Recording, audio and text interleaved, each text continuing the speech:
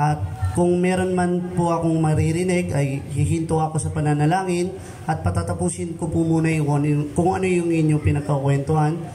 So, dapat natin igalang ang ating Panginoon dahil higit sa lahat, siya ang may-ari ng lahat kung ano mayroon man tayo. Kaya tayo po yung manalangin. Maraming salamat, Panginoon, sa buong linggong ito at sa araw na ito na ibinigay mo sa bawat isang mga anak mo na narito, Panginoon. Salamat, Panginoon, dahil dinala mo sila rito sa bahay panambahan mo upang makapakinig ng mga salita mo na magagamit nila sa mga darating na araw at magiging guide nila patungo sa matuwid na pamumuhay, Panginoon. Maraming salamat, Panginoon, sa mga anak mo na nagbigay ng oras at nagbigay ng effort upang makarating dito sa bahay panambahan mo. I-ready mo ang kanilang puso't isip, Panginoon, na sa mapapakinggan nilang mga isi-share ni Pastor Rabi na Word of God ay tumanim sa kanilang mga puso't isip at magamit nila yon panlaban sa anumang gawa ng kaaway sa kanilang mga pamumuhay, Panginoon. Maraming salamat, Panginoon, sa iyong iniluklok sa pinakamataas hanggang sa pinakamababa. Mangyari nawa, Panginoon, ang inyong nais, Panginoon, at maghari ka sa kanilang mga puso upang pamunuan kami ng maayos, Panginoon, at gabayan mo ang bawat isa na wala ritong mga anak mo, Panginoon, at meron man sila mga karamdaman na nararamdaman, Panginoon, ay ine-extend namin ang aming mga kamay upang ipag-pray ang kanilang mga nararamdaman ng mga anak mo upang sa susunod na Sunday makapiling na namin sila. Gayon din sa mga malalayong mga anak mo, gabayan mo rin sila, Panginoon, sa nasa malalayong lugar. Maikli ang kamay namin, pero ang kamay mo, Panginoon, ay kahit nasaan man ay kaya mong abutin kung nasaan man ang iyong mga anak. Muli, Panginoon, anumang gawa ng kaaway ay hindi namin hinahayaan masira or anumang makapasok dito sa Sunday service na to, Panginoon, ay aming winawasak. Hindi namin hinahayaan, Panginoon, na madistract kami ng kung ano-ano mang gawa ng kaaway na yan, Panginoon. Salamat muli sa mga anak mo na narito at gabayan mo sila hanggang sa pag-uwi nila, Panginoon, at i-provide mo ang mga pangangailangan nila sa kanilang mga pamilya, Panginoon, at sa kanilang mga trabaho, source of income. Ikaw na ang bahala, Panginoon, sa iyong papurit pagsamba sa isang matamis na pangalan na Jesus. Amen.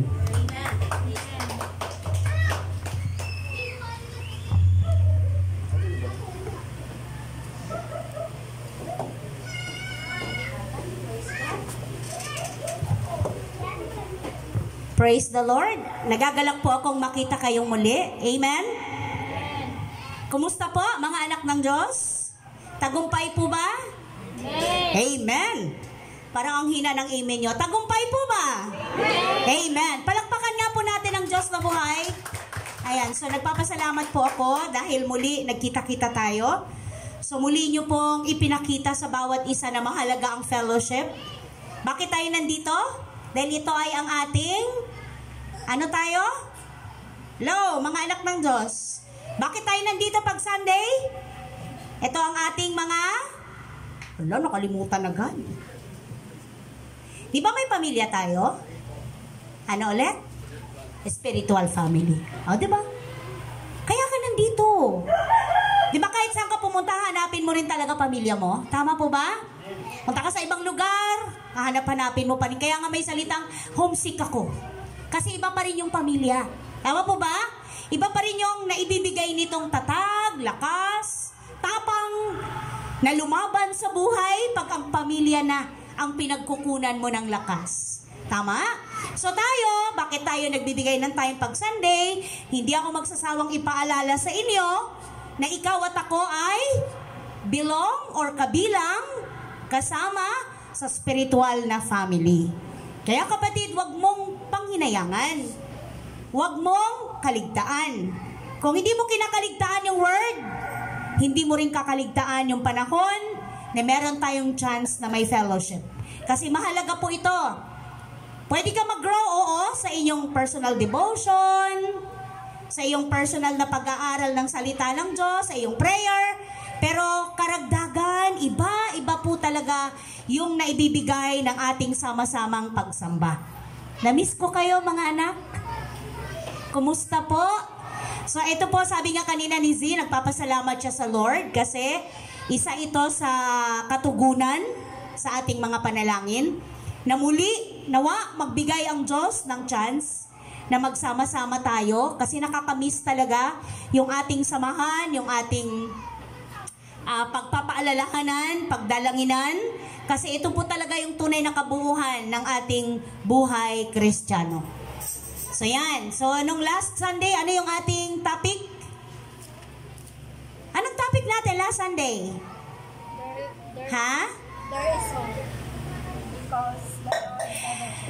There is hope because the Lord never changes. So kahit ano pa man yung mga nangyayari sa ating paligid, may pag-asa pa rin, kapatid. Dahil nasisikatan pa rin natin yung araw. May pag-asa pa rin sa lahat ng gagawin mo, sa lahat ng iyong mga pinagkakaabalahan, sa lahat ng iyong mga pinagpapaguran, dahil kahit kailan hindi nagbabago ang Diyos. Bagamat lahat, maging ikaw, nagbabago ka? Tama po ba? Lahat ng bagay nagbabago, pagmamahal ng iyong kapwa, ng iyong kapamilya ay nagbabago, nangyayari sa paligid mo, nagbabago. Tingnan mo naman, dati ang slim-slim natin, ngayon ang nagbabago lahat. Pero thank you Lord, dahil kahit kailan hindi nagbago ang pag-ibig mo sa amin. Hindi nagbago Lord ang grasya mo, nag-uumapaw lagi, araw-araw. Kaya nakakaya namin ang lahat ng challenge, lahat ng hamon, lahat ng problema, at nakakaya nating lumaban, tumanggi sa mga temptation. Tama po ba? Amen? Nakakaya nating tumanggi sa mga maaring tools, maaring mga pang-akit ng kaaway para ikaw ay lumayo sa iyong Diyos, para ikaw ay lumihis ng daan. Dire-diretso lang tayo hanggang end, mga kapatid.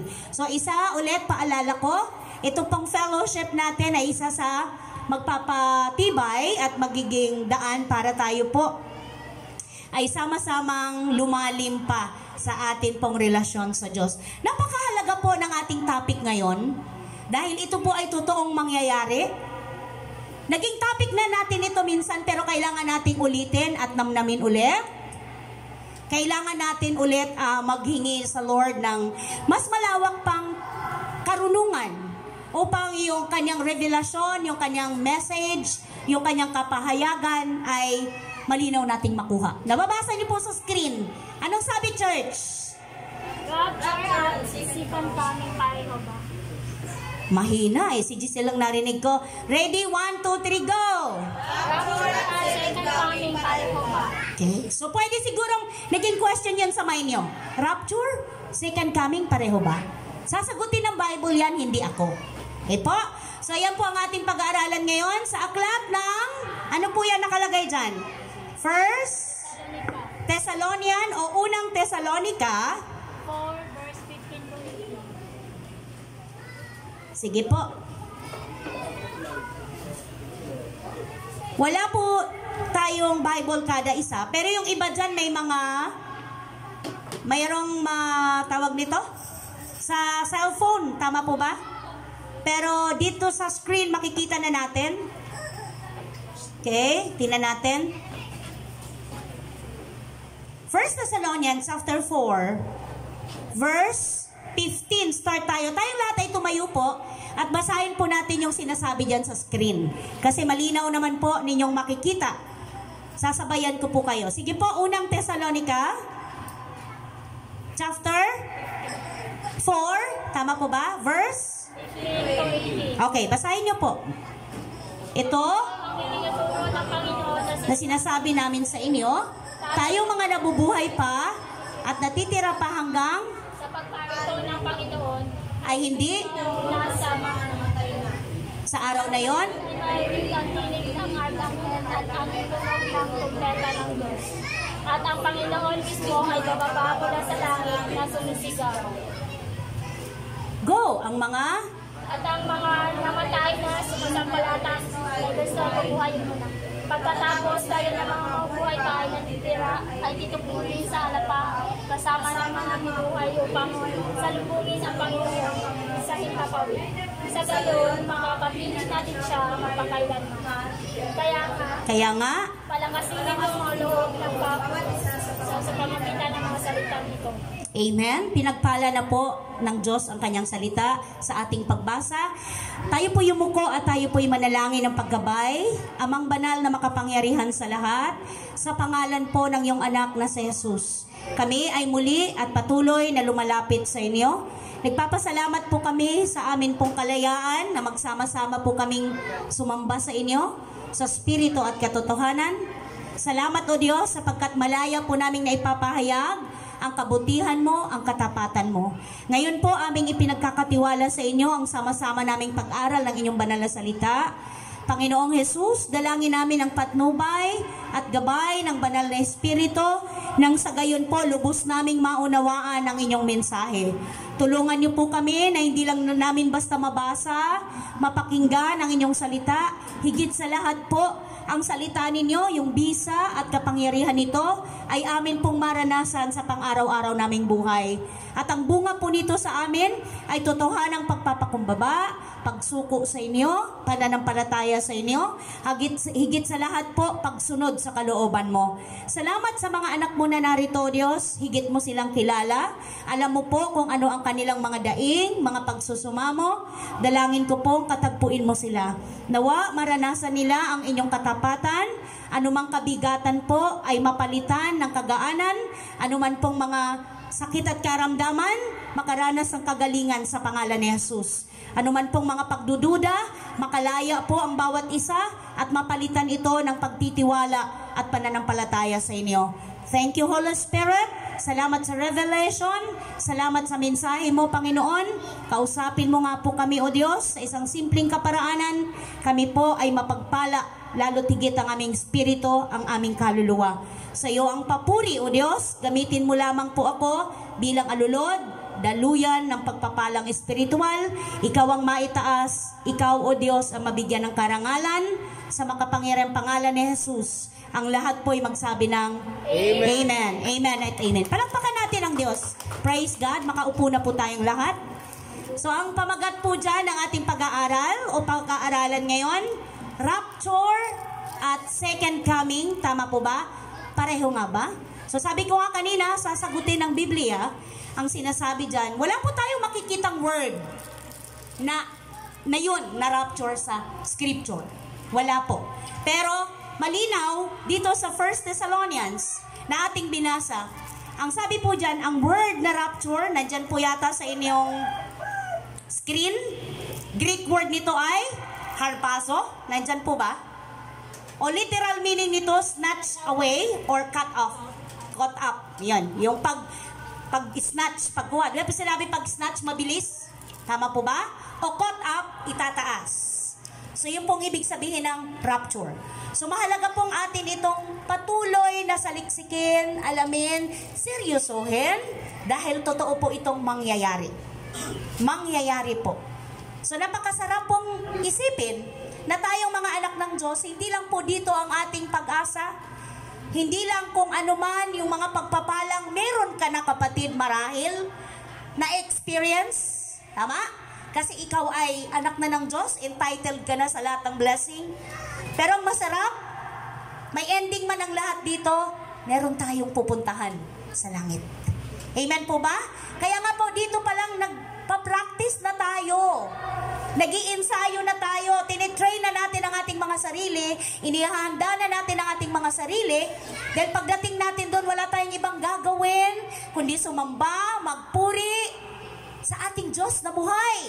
Kasama natin ang mga anghel, libo-libong anghel na sumasamba sa Diyos. Kasama niya tayo na mga totohanan na mananatiling tapat hanggang end. Hello mga kapatid sa pananampalataya. So rapture, sabi po dyan, pwede nating tanungin, sino po ba ang makakasama sa mga panahon na yan, ng mga rapture? Ikaw at ako kapatid, kung totohanan kang maging tapat sa Diyos. Iiwas sa lahat ng mga bagay na maaring makahadlang sa pagiging anak mo ng Panginoon. Ano po ba yon ang nakakadlang kadalasan? Kasalanan. Kasalanang maliit, kasalanang malaki, parehong kasalanan sa Diyos. So anong sabi ng Bible? Malinaw. Magpakabanal kayo sapagkat ako'y banal. Mahirap bang magpakabanal? Oo. Pero sa tulong ng Diyos, walang imposible. Di ba? Pangako doon sa sinabi ni Apostle Paul, I can do all things through Christ who give me strength. So kung sinabi mo na, inangkin mo na ikaw ay anak ng Diyos, sabi doon sa Corinthians, if anyone is in Christ, he is a new creation. The old things has gone, tama, has passed away. Behold, the new has come. So kapatid, binago ka na, kaya pagka paulit-ulit na feeling mo iyon ka pa rin yung dati, lumuhod ka sa Diyos. Magsumamo ka sa Panginoon. Lord, sabi mo bago na ako'y bagong nilalang, tinanggap na kita, hindi ko kayang baguhin ang sarili ko. Gusto kong makasama sa rapture, ayokong maiwan. Hello mga kapatid. Hindi pwedeng pagdating ng rapture, maabutan ka na nasa sin, maiiwan ka. Sabi nga nila, pwede bang pag-usapan na ito, marami pang bago? Walang bago pagdating sa word ng Panginoon. Dahil hindi naman sarili mong pangunawa ang gagamitin mo para maintindihan mo ang word. Yan ay sa tulong ng Holy Spirit. Church! Sinong kasama? Tayo, church! Sabihin nyo nga sa iyong katabi, ikaw at ako kasama. Ayaw nyo ba? Ayaw nyo sumama sa rapture? Ikaw at ako kasama. Sabi mo.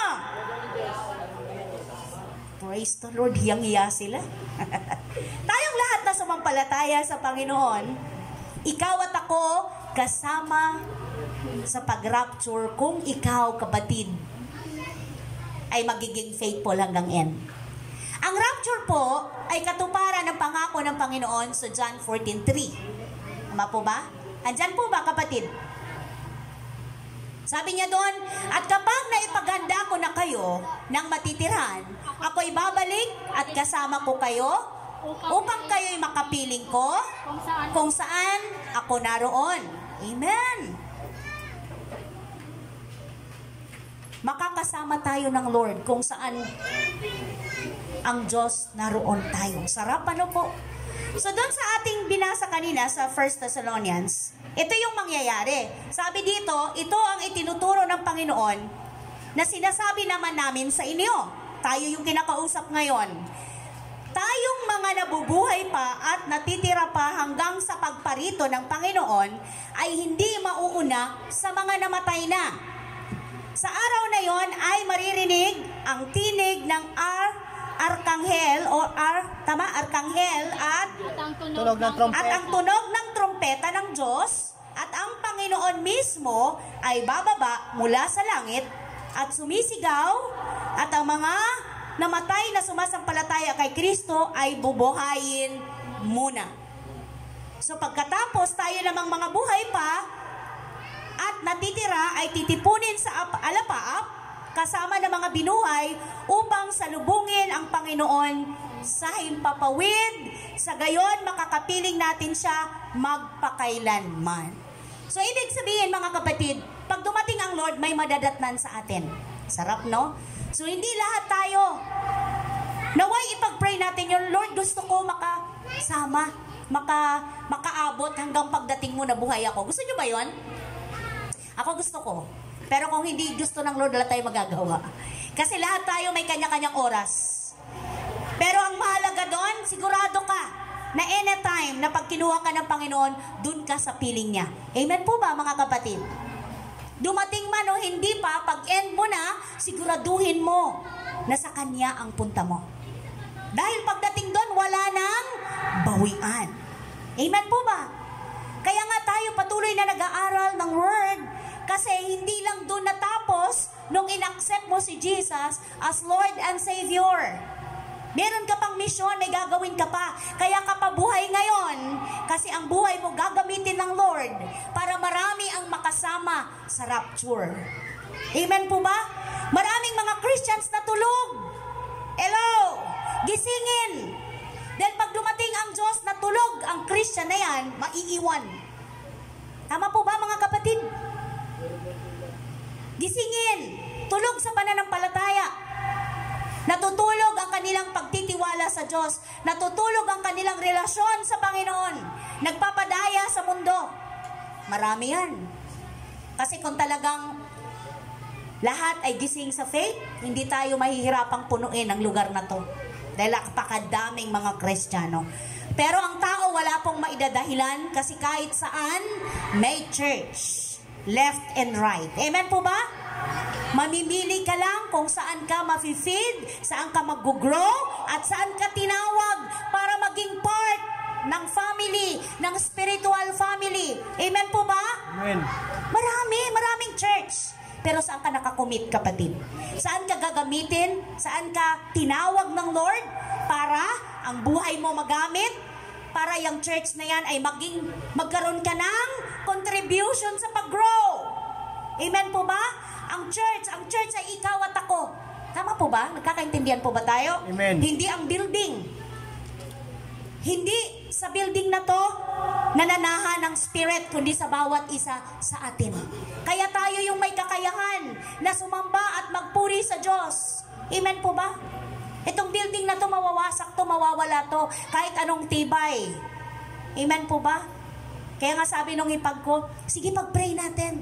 Patuloy na magkaroon ng sponsor ang church kahit yan ay tibagin o masira lang.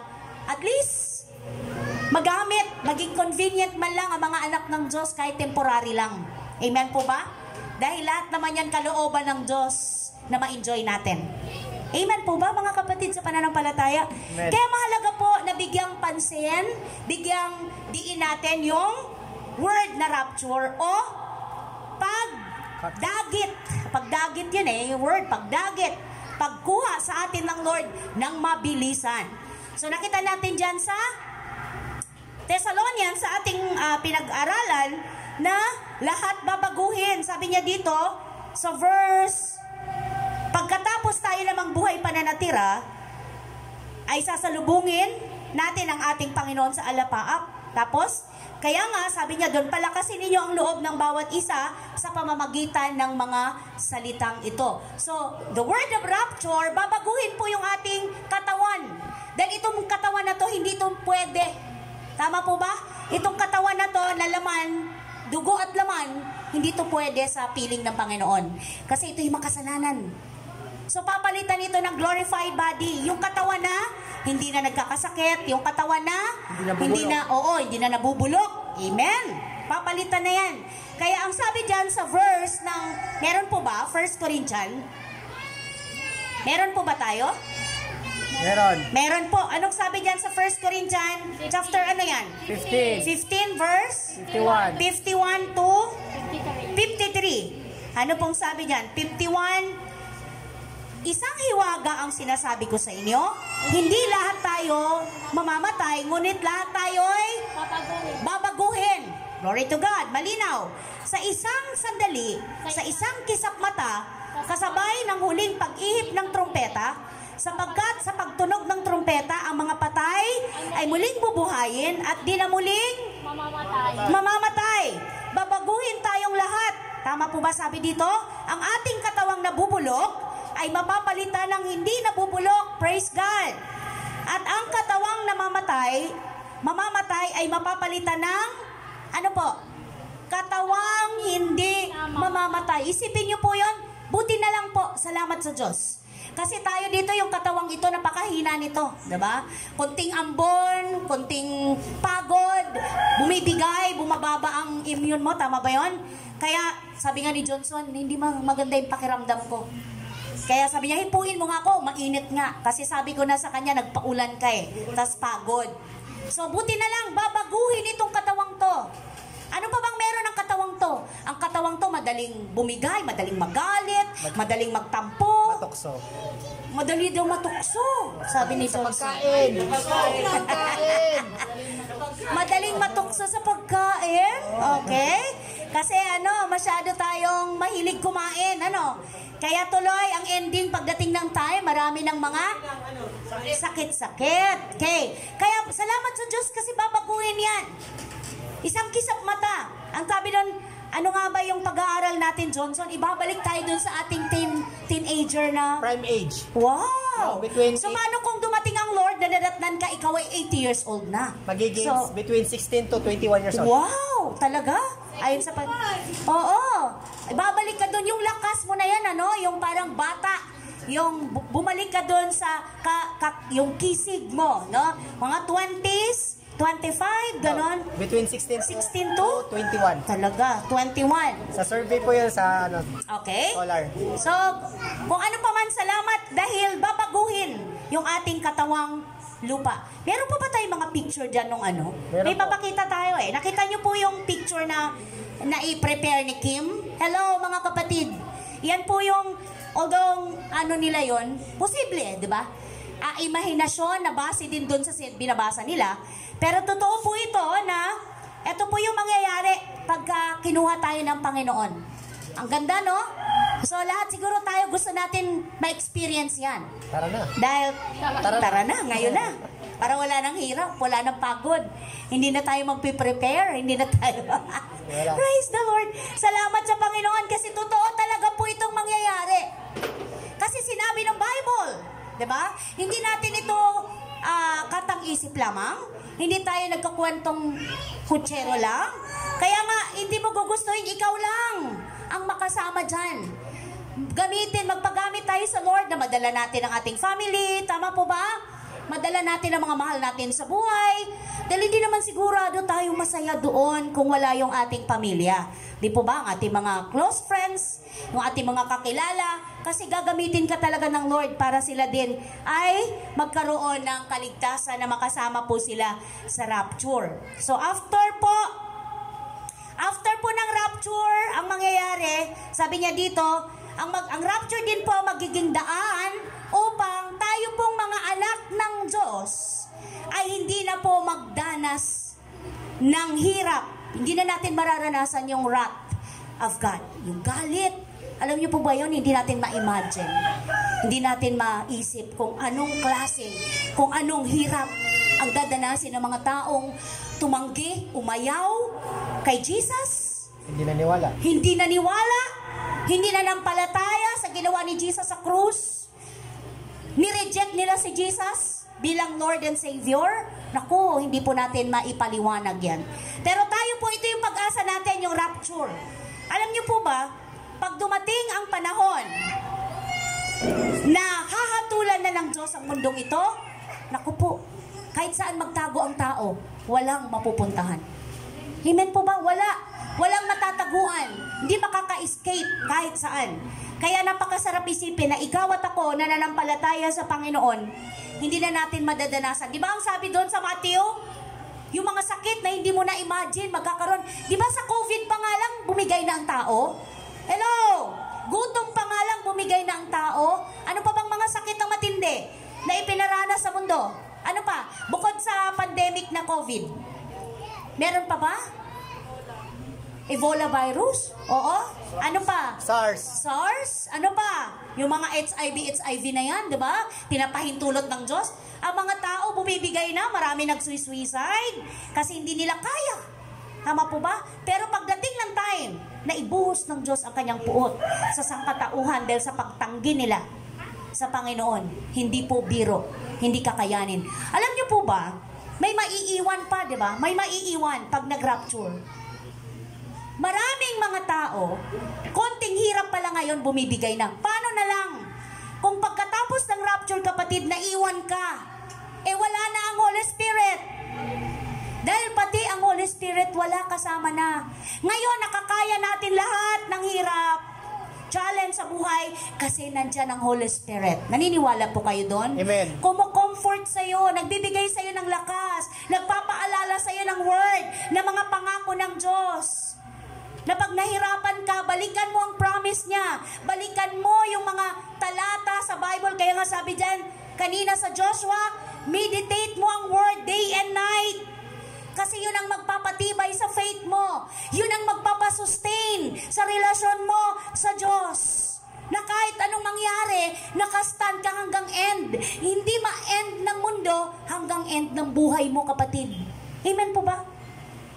Kasi walang sino man ang pwede magsabi sa'yo na ikaw at ako, andito pa bukas, sa makalawa, sa sunod na taon, sa sunod na buwan. Pero hanggat nandun ka sa katotohanan na ikaw ay anak ng Diyos, pinatawad ka na sa iyong mga kasalanan, kaya wag mo nang ulit-ulitin, nakalaya ka na sa lahat ng curse ng kasalanan, kaya panghawakan mo na ikaw ay anak niya. Meron kang authority, gamitin mo. Amen po ba? Amen. Gamitin mo laban sa mga pandaraya ng kaaway. Sabi kanina ni Pao, nakalaya ako sa mga stronghold. Yes, bawat isa sa atin may stronghold. Yun lang, madali kang mapikon, madali kang mainis, may stronghold ka. Hindi mo lang alam. Madali kang pumatol, wala kang pasensya, hindi ka marunong magtiis. Hello! Meron.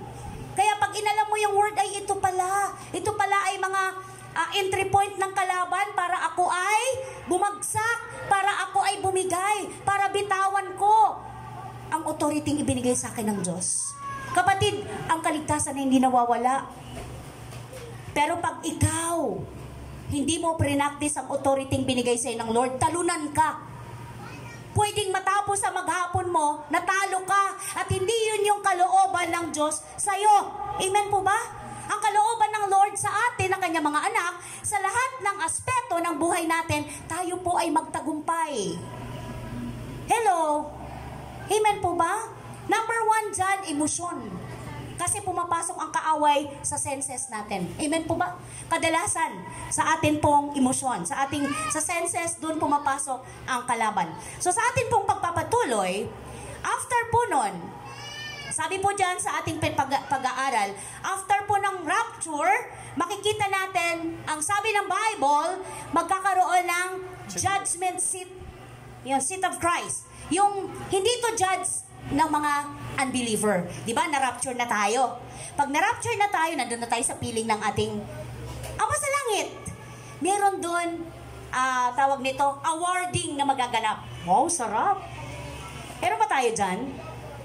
Meron ba tayong, wala bang ginawa si Kim? Alam ko meron eh. Talagang nag-search siya eh. May awarding na magaganap doon. So kaya ang sabi dyan sa Corinthians, kung nandito po, sundan niyo po yung word. Dito sa 2 Corinthians, sapagkat, meron ba? 2 Corinthians 5:10. Meron ba, anak? Meron. Sapagkat lahat tayo ay haharap sa hukuman ni Kristo at tatanggap ng nararapat ayon sa ating mga ginawang mabuti o masama. Alam mo mga kapatid, tinignan ko talaga to, nakita ko, wow, thank you Lord. Kasi after ng rapture, sa piling, doon sa langit, magkakaroon ng awarding. So sabi ko nga, kahit walang gaanong award, basta nandun ka sa piling, kahit nga lang audience ka eh. Kahit audience ka lang, di ba? Ang Lord ang nakakaalam nun. Kasi siyang, alam niyo po ba yung simpleng pag-ayos nyo ng upuan, naka-record sa Lord yon. Simpleng pagdala nyo sa tao, pag-remind nyo sa tao, simpleng paulit-ulit. Kaya kung nakukulitan man kayo, pagpasensyahan nyo na. Kasi yan yung gift niya. Nangungulit siya sa cellphone. Uy, kumusta ka na? Bakit wala ka? Ano nangyayari sa'yo? Di po ba? Hindi nyo lang alam. Na yung taong yon muli, napaalalahanan. Muli nagising sa katotohanan ay oo nga pala. Hindi ako dapat ganito, hindi ako dapat nagpapatalo sa gawa ng mundo. Dapat nagpapatuloy ako hanggang wakas. So mga kapatid, kitang-kita natin yung katotohanan dyan. Na bawat isa sa atin, servant ng Lord, mga anak ng Diyos, may kanya-kanyang crown niya na inilaan ang Panginoon. Kaya wag niyo pong, di ba sabi sa Bible sa 1 Corinthians ba yun, na huwag kayo mapagod, gumawa ng mabuti, gumawa ng mga bagay, maglingkod sa Panginoon. Dahil alam nyo naman na hindi masasayang ang inyong pagpapagal o ang inyong pagod. Dahil pagdating ng araw, tatanggap kayo ng putong. Ano ba yung putong? Corona. Corona. Tatanggap kayo ng putong ng karangalan. Sabi ko nga, kahit hindi na putong, basta't andoon ka, kasama ka, napakalaking ano na nun sa iyo bilang anak ng Diyos. So, nung tayo po ay andito pa, lahat ng ating ginagawa ay nakarecord sa Lord. Di ba ang sarap marinig sa Lord na, well done, good. Tama po ba? And faithful servant. Di ba? You have been faithful with a few things. I will put you in charge of many things. Sabi niya doon, come and share for your master's happiness. Wow! Saang verse yun? Matthew 25. Tama po ba? Verse 21. Sige nga, tingnan natin. Matthew 25. Verse 21. 21. I-check po natin kung tama itong ating sunod-sunod na pag-aaral. Sinabi sa kanya ng Panginoon, magaling, tapat at mabuting lingkod. Halika, samahan mo ako sa aking kagalakan. Naging tapat ka sa konting halaga, kaya gagawin kitang tagapamahala ng malalaking halaga. Ang sarap marinig ng well done, good and faithful servant. Ayaw nyo bang asamin yon? Mga kapatid, sa pananampalataya, lagi nyong ipag-pray yun, Lord. Gusto kong marinig, well done, good and faithful servant. Hindi kailangan lahat tayo kailangan tumayo dito. Sa iba't ibang kaparaanan, pwede kang magbigay kaluguran at papuri sa Diyos. Amen po ba? Pwede kang mag-serve sa Panginoon hanggang may pagkakataon pa, habang wala pa yung rapture. Ang sarap kaya nun. Isipin na madatnan tayo, time na rapture, nandun ka nagsaserve sa Lord. Amen po? Paanong paraan? Alam niyo po ba, habang nag-i-encourage ka sa tao, isang way na pagsaserve mo sa Panginoon, habang nagpapaalala ka na tumibay siya, tumatag siya, pinagpipray mo siya, nagbibigay ka ng mga payo, ng mga Bibliyang kaparaanan, mga sa Bible na prinsipyo ang kinukuha mo, yung mga pananaw mo sa buhay na nabago na dahil ikaw ay may relasyon sa Diyos at lumalalim ka sa Word, kaya doon ka na rin kumukuha ng iyong ipinapayo, is a way na pag-serve mo sa Panginoon, kapatid. Kaya huwag kang mapagod, huwag kang magsawa, huwag kang manghinayang sa time. Dahil sa lahat ng oras, binibigyan ka ng Lord ng chance. Amen po? Na ang buhay mo ay magamit para lahat ay makasama. Lahat tayo makasama sa rapture. So may kilala kang Kristiyano na tawag nito? Sala sa init, sala sa yung parang lukewarm. Di ba ayaw ng Lord nun? Ayaw niya ng hindi ka mainit, hindi ka malamig. Ayaw niya nun. Ayaw niya ng maligamgam. Ano sabi doon sa Revelation? Isusuka ka niya. So marami tayong mga kakilala, marami tayong mga alam. Hindi mo man maabot, hindi mo man nakita. Binibigay sa'yo ng Spirit kung sino yon pag-pray mo. Tapos one time, nagbigay ang Lord ng chance magkita kayo. Huwag mong sayangin. Kapatid, kumusta ka na? Kumusta spiritual na buhay mo? Tama po ba? Asan ka ngayon? Saan ka nagpapalago? Nagagamit ka na ulit ng Lord? O nagagamit ka na ba ngayon ng Panginoon? Amen po ba, mga kapatid? Hindi nagkataon yung buhay mo na meron ka. Hindi nagkataon kung anong trabaho meron ka. Hindi nagkataon kung saan pamilya ka nakabilang. Yan ay lahat kasama sa master plan ng Diyos. Amen po ba, mga kapatid? Hello! Gagamitin ka ng Diyos na buhay para sa ikalalago, ikababalik ng mga Kristiyano sa piling ng Panginoon. So after noon, may awarding. Anong mangyayari? Merong wedding ceremony sa langit. Wow! Imagine niyo po yon, may diging na nagaganap. May handaan. Kasi merong seremonyang nagaganap. So, pagka, ano bang meron? Sino bang bida pag may kasalan? Hello? Groom at? Bride. So, sino yung groom? Jesus. Sino po? Si Jesus. Sino ang bride? Tayo. Sino ang bride? Tayo. Believers. Yes, believers. Tayo. Alam niyo po ba yon? O ngayon pa lang? Alam na po. Alam niyo na. Alam niyo na po ba? Alam niyo na po ba yon? O ngayon pa lang? Masarap malaman. Kung alam niyo na, masarap balikan. Amen po ba? Masarap ulit ipaalala sa spirit mo, sa soul mo. Sino ba ako para maging bride ni Jesus? Diba? So ano bang meron ng bride? Ano nakikita mo sa bride? Pag ikakasal siya, nagsusuot ba yun ng itim? White gown. Ay simbolo ng ano? Righteousness, kalinisan, kabanalan, tama po ba? Katwiran sa harapan ng ating makapangyarihang Diyos. So, paano mo magagawa yun? That time lang kung kailan ka harap sa Lord? Ngayon, kapatid, habang ito ay buhay pa tayo, habang nakikipagbaka tayo sa araw-araw nating buhay, pinapractice na natin yung buhay bilang isang bride ni Jesus. Amen po ba? Amen. Atin na po itong pinapractice. Atin na po itong isinasakabuhay. Interesting po ba yung ating topic na binigay ng Lord? Amen. Yes. Dahil sa mga nangyayaring ito, pinag-aaralan na natin yan kung ano-ano na ang mga nakikita nating mga signs. Sabi nga, hindi lang basta nalalapit, andyan na eh. Andyan na talaga, andyan na. So, sinong nakakaalam? Tanging ang Ama sa langit. Even yung Son, mga angels, hindi nila alam. So, ang Ama sa langit lang ang nakakaalam. So, pag may nagbigay ng petsa, pag may mga, di ba may mga kinakalculate nila, tama? Inaano nila, ini-estimate nila. Tanging Ama sa langit lang eh. Kaya, pwede kang mag-estimate, pero huwag kang magbigay ng tamang date. Sa 2000 ganyan, time na ganon, ang linaw ng Bible eh. Sabi ng Lord, ang pagdating ng Panginoon ay parang isang magnanakaw, hindi ipinapaalam. Ang pagdating ng Lord, ano pang sabi niya? Parang babaeng naglilabor. Diba? Diba habang naglilabor, hirap na hirap? So ang mundo ba natin ngayon? Ganon na ba? Ando na. Gera, anong medyo? Famine. Grabe na. Oo. Famine. Tagutom, sakit, Bagyo. digmaan, lindol, mga bulkang sumasabog, Sakuna. ang masama, lalong nagpapakasama, tama po ba? Mga ipinapahintulot, na kung ano-ano. So nakita na natin. So ginigising tayo, mga kapatid sa pananampalataya, anytime, nakunin tayo ng Panginoon, handa ka ba? Makakasama ka ba? Yun eh.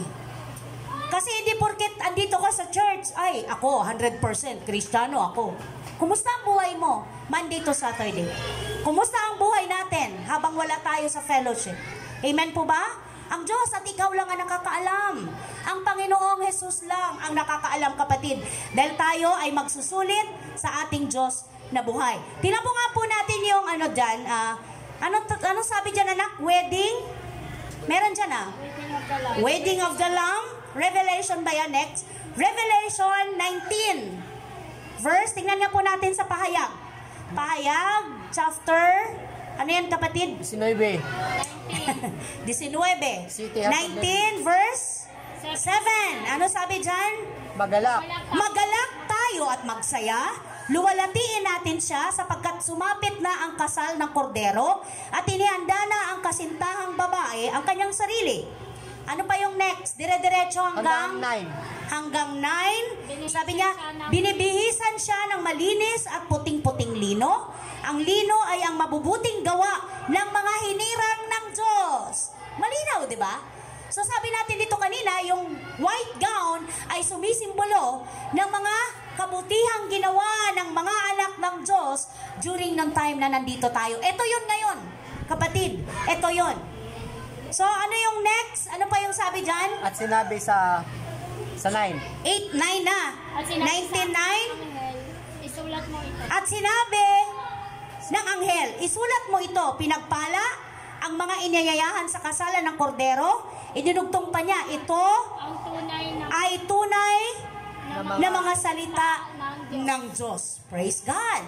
So, totoo po itong mangyayari pagdating ng araw. So, meron pong magaganap na kasalan sa langit. So, sino po? Ulit, ang groom, si Jesus. Ang bride, ikaw at ako, ang buong church. Ikaw at ako na naging tapat hanggang wakas, iningatan ang buhay. Di ba?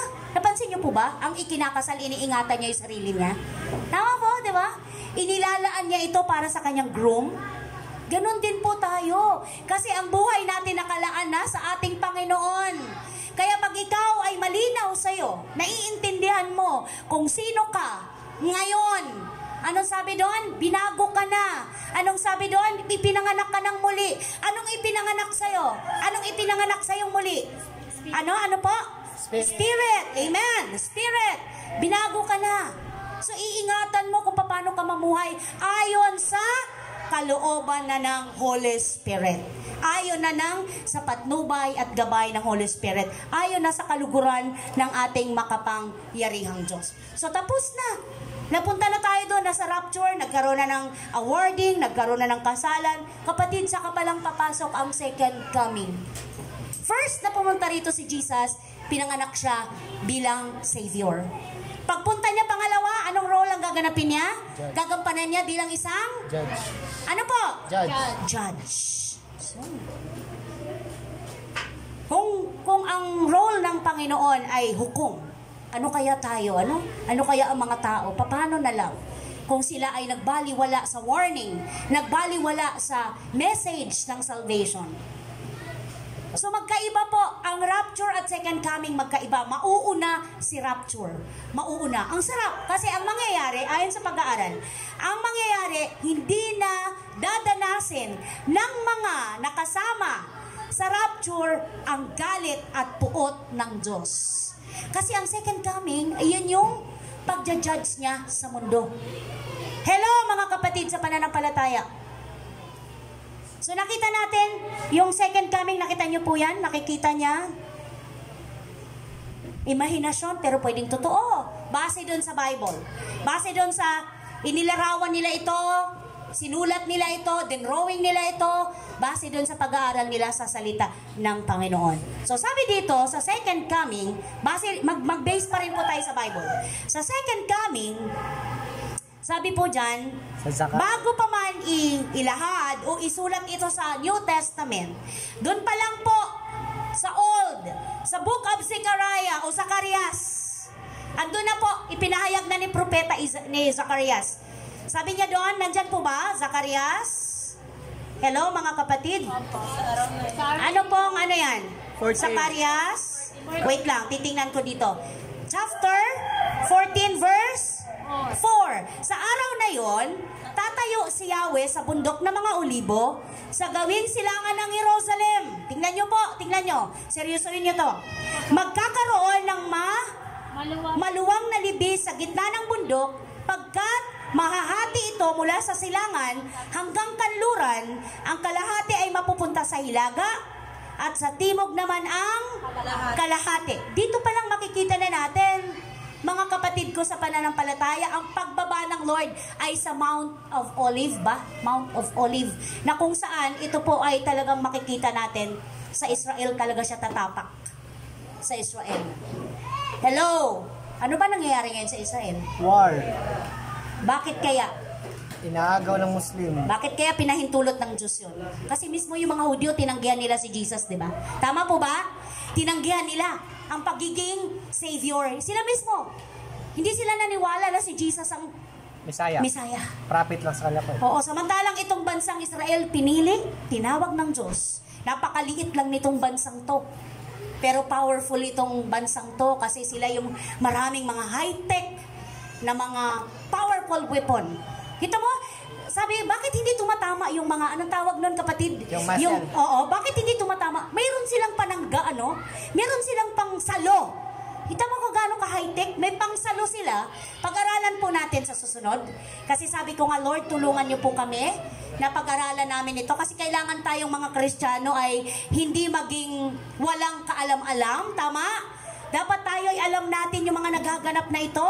Tayo dapat ang unang nakakaalam sa mga nangyayari. Mag-base tayo sa sinasabi ng Bible. So, totoo po na mangyayari ang pangalawang pagbaba o pagpunta dito ng ating Panginoon. Anong sinabi sa Acts 1:17 or 1:11-12? Nandiyan po ba? Sinabi nila. Gawa.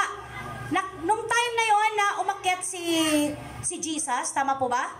Sa langit, nung after na siyang mabuhay, tama po ba? Tapos, yung mga tao, nakita nila, na witness nila kung paanong umakyat si Jesus. Tama po ba? Sabi dito, pagkasabi nito sa Jesus ay inakyat sa langit, habang ang mga alagad ay nakatingin sa kanya at natakpan siya ng ulap. Habang sila ay nakatitig sa langit at siya yung maakyat na o inaakyat na, may dalawang lalaking nakaputi na lumitaw sa tabi nila. Sabi nila, kayong mga taga-Galilea, bakit kayo nakatayo rito at nakatingin sa langit? Sabi doon, itong si Jesus na umakyat sa langit ay magbabalik gaya ng nakita ninyong pag-akyat niya. Makikita ng lahat ang pagdating ni Jesus. Paano kaya yun? Dahil ba sa technology, kapatid? Pwede, di ba? Makikita ng buong mundo. So makikita, di ba? Nung makikita siya eh. Tingnan natin ano yung proof natin na makikita siya ng lahat. Aklat ng Revelation o Pahayag. Chapter, ano yan? Pahayag, chapter 1 verse. Check natin kung tama tong ating 1 verse 7. Okay, 1 verse 7. Asan na ang 7? Okay, andito. Tingnan ninyo, dumarating siyang nasa alapaap, tama po ba?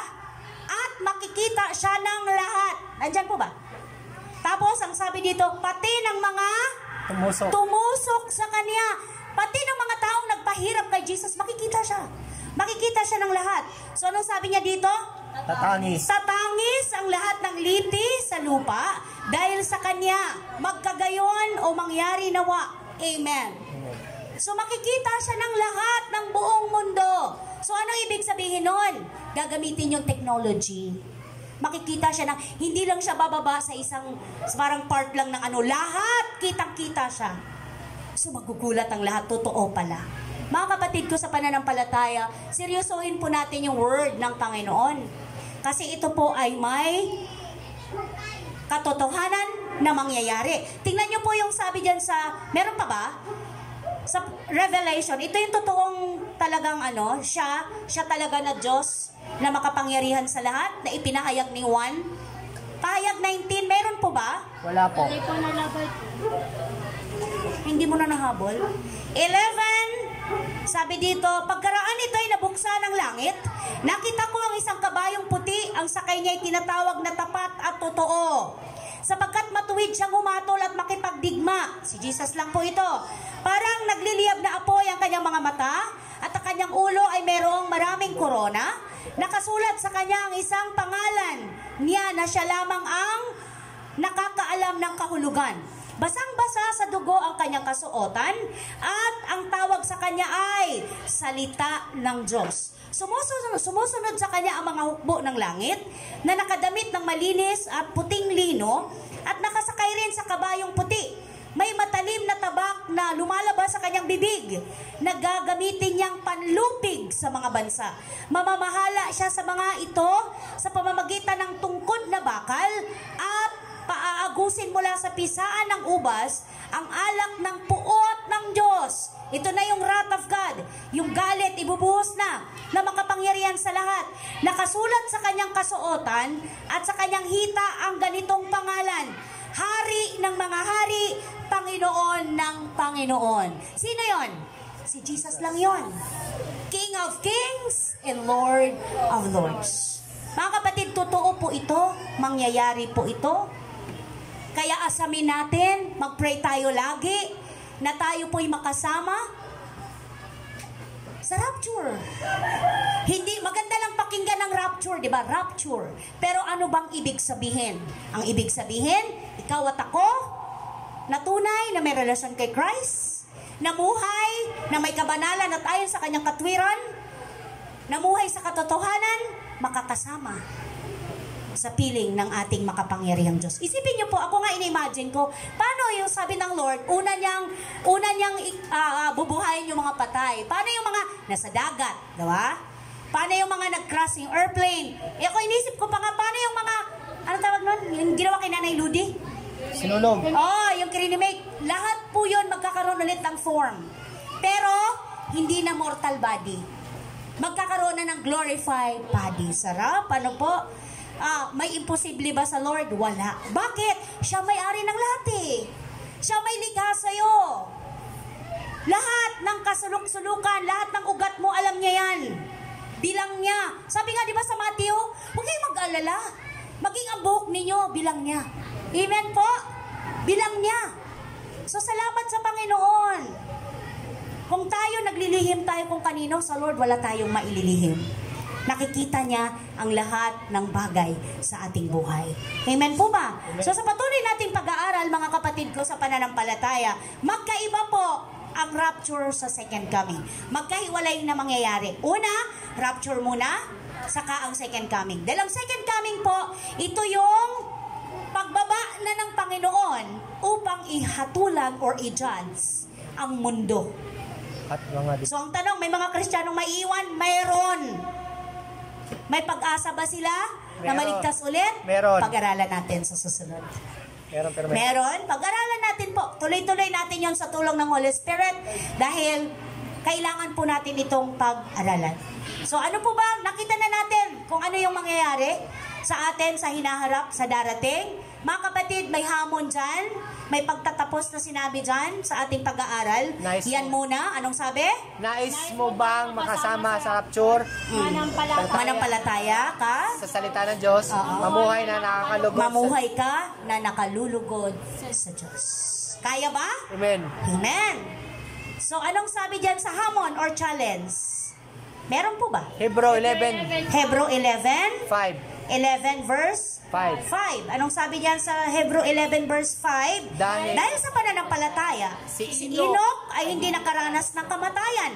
Hindi na siya nakakita o nakita. Ayun, unang na-rapture agad, no? Sapagkat kinuha siya ng Diyos.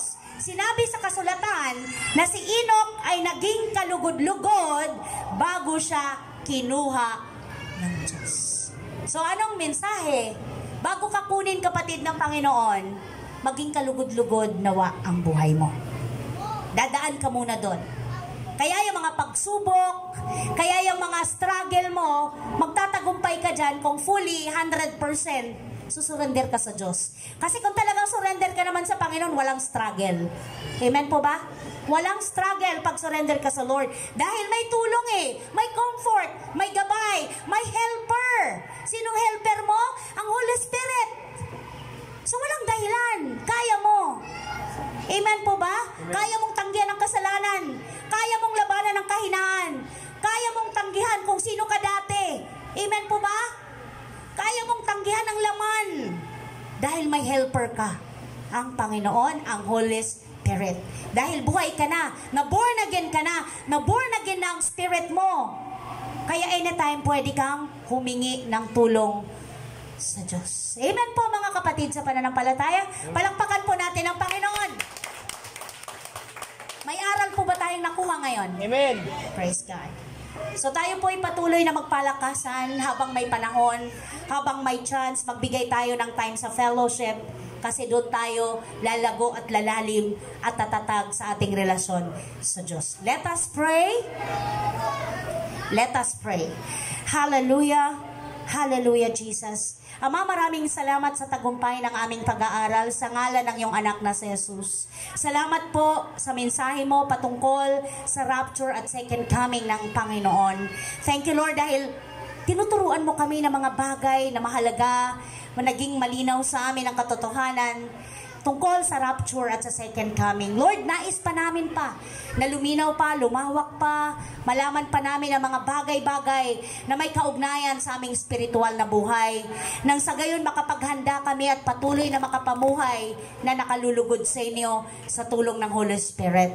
Tulungan mo kami na bawat natutunan namin, Lord, ay patuloy namin itong ingatan sa aming mga puso, amin itong bulay-bulayin sa tuwi-tuwina at maging pananggalang namin ito sa mga gawa ng kaaway, mga pandadaya ng kaaway. Hindi namin hayaang ito bitawan o agawin ng anumang gawa ng kadiliman o Diyos.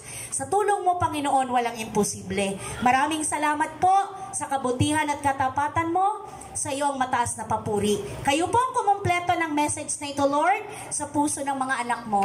Hayaan mo sila na patuloy, natuklasin pa ang mga hiwaga, kamangamangang bagay mula sa inyong mga salita. Salamat po sa kapahayagan. Thank you, Lord, sa spiritual blessing. In Jesus' mighty name, everybody say, Amen. Amen. Amen at amen. Hallelujah.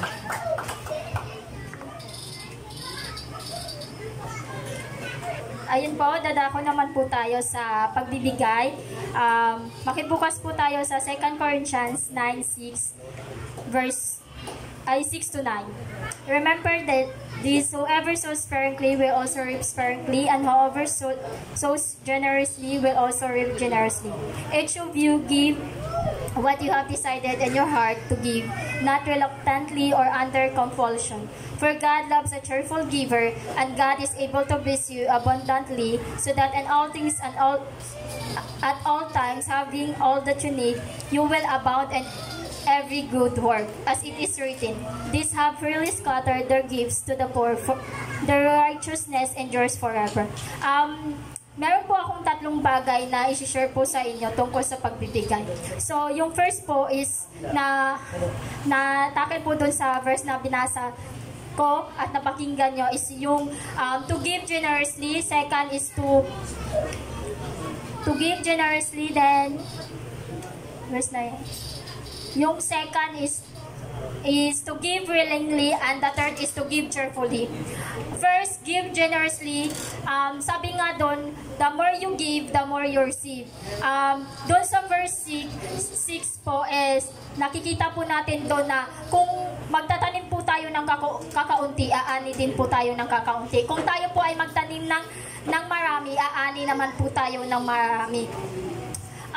Dapat po tayo magbibigay, hindi lamang po financial, bagkus yung sarili natin, ibigay natin sa ating Panginoon sapagkat yung Panginoon po yung unang nagmahal po sa atin at binigay yung sarili niya sa atin. So, second naman po is to give grudgingly but do not give grudgingly but give willingly. Huwag daw tayo magbigay ng napipilitan lamang, bagkus or nagdadalawang isip, dapat nagbigay tayo ng maluwag sa ating loob.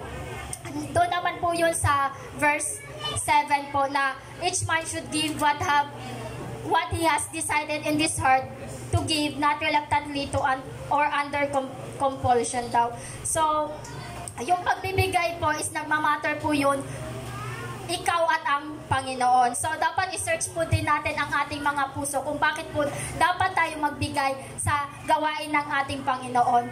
At i-consider po natin na kung paano kumilos, kung paano tayo pinagpapala ng ating Panginoon sa isang linggong dumaan sa ating buhay.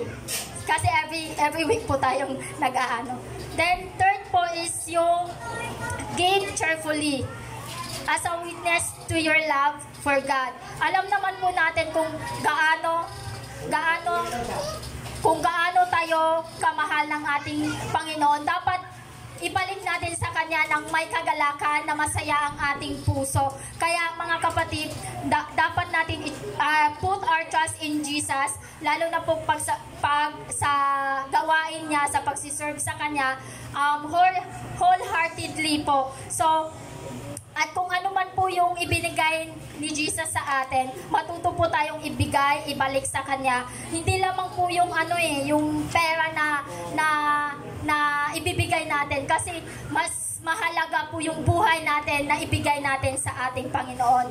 At saka, dito naman po, ang pagbibigay ay isa sa pinaka-importanting gawain ng ating Panginoon. At dapat nating gawin ito bilang tagasunod ng ating Panginoon. Sapagkat ang ating Panginoon has graciously given us what finances we have, and we should use them for His glory. Kaya tayo po ay magbigay. Amen.